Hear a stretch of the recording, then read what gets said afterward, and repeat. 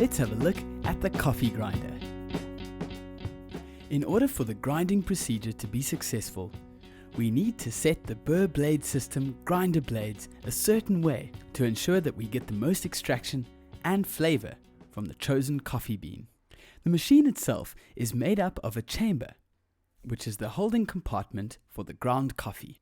This has a dosing lever, which is used to dispense the desired amount of ground coffee into the portafilter. This describes the most common type of bar grinder.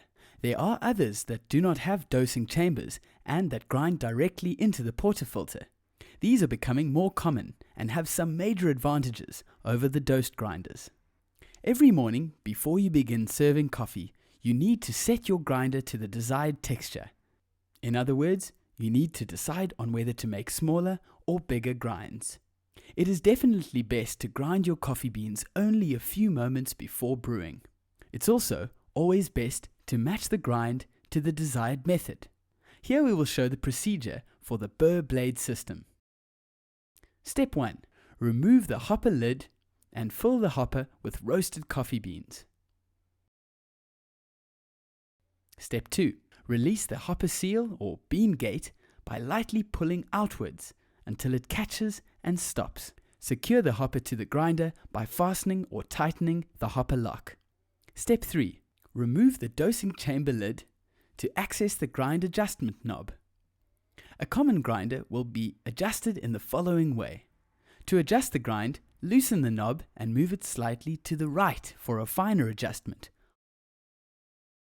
or slightly to the left for a coarser adjustment. Tighten the adjustment knob once the required grind is achieved.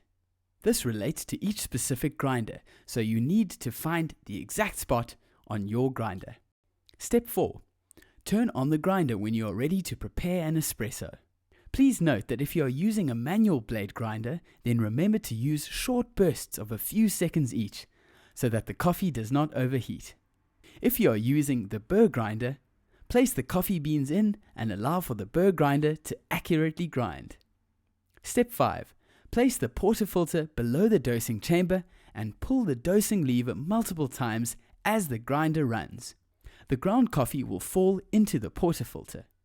When the portafilter is full, switch off the grinder but continue to pull the dosing lever until there is a small mound of coffee in the portafilter. Step 6. Now, use a brush to clean on and around the grinder. Be careful about other objects falling into the grinder. If anything else besides coffee beans is ground, it will definitely damage the burrs of the grinder. Let's have a look at cleaning and care.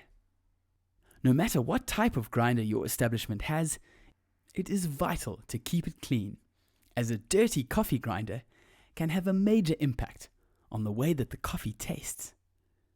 Coffee's flavor comes from the oils of the ground bean.